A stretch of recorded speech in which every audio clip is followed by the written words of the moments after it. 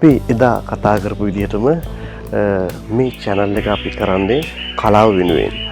ඉතින් මේ අද මගේ බලාපොරොත්තුව කොහොමද උද්‍යානයකට සුදුසු මූර්තියක් නිර්මාණය කරන්න කියන එක ඉතාමත් සරලව. සාමාන්‍ය මූර්තියක් ගත්තාම මූර්ති හැදෙනවා මැටියෙන්, ඊළඟට සිමෙන්තියෙන්, ප්ලාස්ටර් ඔෆ් පැරිස් වලින්, ආයි ගල් වලින්, ලී වලින්. අද මේ කතා කරන එක ඇත්තටම මේ සිමෙන්තියෙන් කොහොමද මේ මූර්තියක් නිර්මාණය කරන්න කියන එක. අපි මේ කරන මේ ක්‍රමවේදයට කියනවා ඩිරෙක්ට් මොඩලින්. ඒ කියන්නේ කෙලින්ම මූර්තිය නිර්මාණය කරනවා. බලමු අපි කොහොමද මේ කෘතිය නිර්මාණය කරගන්න අවශ්‍ය වෙන මූලිකම පියවරන් ටික කියලා. එතකොට මේකට ඕන වෙනවා කම්බි, දැල් කැබලි කිහිපයක්, ඊළඟට සිමෙන්ති වැලි. ඒ වැලි නිකම් වැලි නෙමේ, හලාගත්ත වැලි. මොනවාරි පිනේරයකින් හරි හලාගත්ත වැලි තමයි ඕනේ. කෘතියක් නිර්මාණය කරන මොකක් හරි වස්තු විශයක් වෙන කාරණාවක් තියෙනවනේ. මම දැන් මේ කෘතියට අරන් තියෙන්නේ අම්මෙක් සහ දරුවෙක්ගේ තියෙන අතර සෙනෙහස සහ මේ ලෝකේ පැවැත්ම මව නිසා තමයි නිර්මාණය වෙලා තියෙන්නේ කියලා. පළවෙනියෙන් අපි කරන්නේ කෘතියේ සැකැස්මක්, දල සැකැස්මක් නිර්මාණය කරගන්නවා. ඒක භාවිතා කරමින් තමයි කෘතිය නිර්මාණය කරගන්න අවශ්‍ය හැමදේම ලස්සනට ගලපගන්නේ. එතකොට පළමුවෙන්ම ඕන වෙනවා අපිට හොඳ සාර්ථක පදනමක්. අපි කියනවා හොඳ බේස් එකක්. ඒ බේස් එකට ඕනේ කම්බි කූරු දෙකක් දාලා, ඉතාලම සරලව කිව්වොත්, මොකද මේ කෘතිය නිර්මාණය කරන්න අවශ්‍ය ශක්තිය ඇති වෙන විදිහට පටපිට සැකසෙන විදිහට තමයි මේක කරගන්න ඕනේ. එතකොට මුලින්ම අපිට අවශ්‍ය විදිහට කම්බි ටික මේ කෘතියේ රිද්මය, හැඩතල මතුවෙන විදිහට අපි අවශ්‍ය විදිහට නවා ගන්නවා. මේ නවාගෙන ඉවර වෙලා කම්බි වලින් හැදුවට පස්සේ දැලෙන් තමයි වටේ ආවරණය කරගන්නේ. ඒ ආවරණය කරගත්තට පස්සේ අර කොළපු වලින් අනාගත්තු භාජනයේ අර ග්ලෝස් කෑලි, එහෙම නැත්නම් මේ ඉරාගත්තු කොළ කෑලි පොඟවල ඉවරලා මේ දැලේ උඩ ඔතනවා. කෘතියේ හැඩය මතුවෙන තෙක්ම අපි අත් දෙක භාවිතා කරලා මේ ගොඩනගා ගන්නවා. ඒ ගොඩනගාගත්තට පස්සේ අපිට දැනෙන්න ගන්නවා පළවෙනියෙන්ම කෘතියේ දල සැකැස්මක් අපිට නිර්මාණය වෙලා තියෙනවා කියලා. ඒක මත සිමෙන්ති වලට අර හලාගත්තු වැලි කවු කරලා දෙක එකට හොඳට මික්ස් කරලා අවශ්‍ය ප්‍රමාණයට වතුර දාලා මේ ඒ හදාගත්තු සිමෙන්ති කොළ හෝ ග්ලෝස් කෑලි වලින් හදාගත්තු ඒ ලේයර් එකේ උඩ තවර ගන්නවා. තවරගෙන අපිට අවශ්‍ය හැඩය පියවරෙන් පියවර නිර්මාණය කරගෙන කෘතිය ඉස්සරහට ගන්නවා. මේක හොඳට මතක තියාගන්න ඕනේ.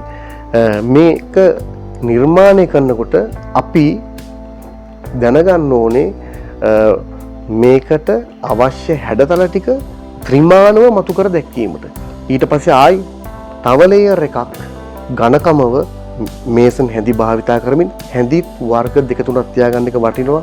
මොකද හේතුව කුඩා හැඳ වගේම ටිකක් ඊට ලොකු හැඳක් තියෙන එකත් වටිනවා. මොකද බේස් එකේ වැඩි ප්‍රමාණයක් සිමෙන්ති තවර ගන්න වෙනකොට අපිට ලොකු හැඳක් භාවිතා කරන්න වෙනවා.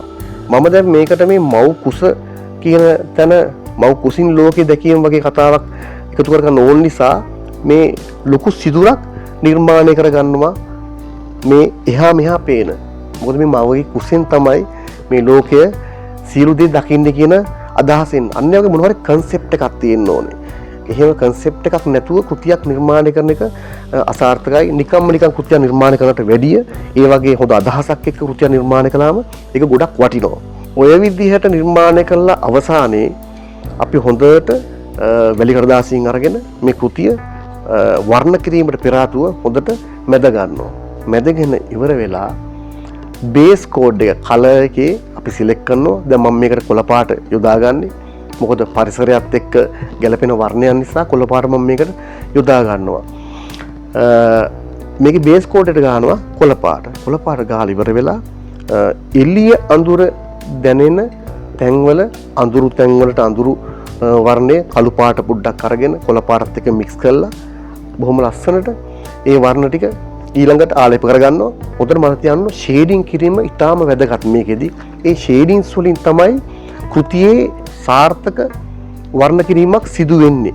ඉතින් මේ කොළ පාට මෙහෙම ආලේප කරලා ඉවර වෙලා මම මේකට දාගන්නවා ගෝල්ඩ් ඩස්ට් එක. මේක හැමතැනම ගන්නෑ. එහෙම නැතුත් ඒක ආර්ට් එකක් නෙමෙයි ඇත්තටම. හැමතැන ගෑවොත් ඒක සාමාන්‍යයෙන් ඒක නිකන් මේ රන් ආලේපිත වගේ එකක් වෙනවා. කලා රසයක් දැනෙන්න මේක ලස්සනට තනින් තන හයිලයිට් වෙන තැන් ටික හයිලයිට් වෙන්න දීලා ලස්සනට මේක නිර්මාණය කරගන්නවා.